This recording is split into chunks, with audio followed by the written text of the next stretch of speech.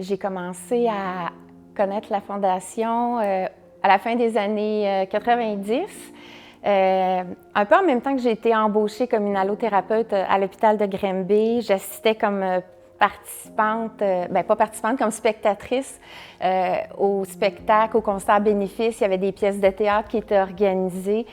Au début, j'étais dans la salle comme spectatrice, mais je voulais rapidement devenir sur la scène, moi aussi, depuis que je suis toute petite, que j'aime chanter. Alors, je suis devenue choriste quand il y a eu Granby chante Notre-Dame, qui a été fait à 3 occasions. Et les 3 fois, j'étais choriste. Je faisais partie de cette grosse famille. Cette grosse famille-là. Et par la suite, souvent, j'ai été bénévole pour des occasions et ça continue comme ça au cours de toutes les années 2000. J'ai continué régulièrement, même à chaque année, à être bénévole ou participante selon plusieurs activités qui sont organisées par la Fondation. Mais moi, ça m'apporte beaucoup comme je disais tantôt, de bien-être, mais c'est aussi en tant que professionnelle de la santé à l'hôpital de Granby. Ça me permet, en soignant des patients, que ce soit des jeunes patients en pédiatrie, qu'on a reçu des nouveaux équipements.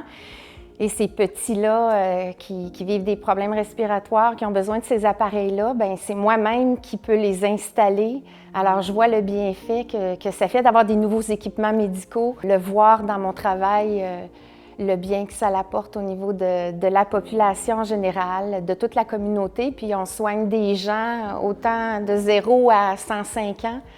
Alors, je peux voir la différence que les dons font au niveau de la Fondation. Prendre soin de notre monde, c'est s'impliquer en offrant de son temps.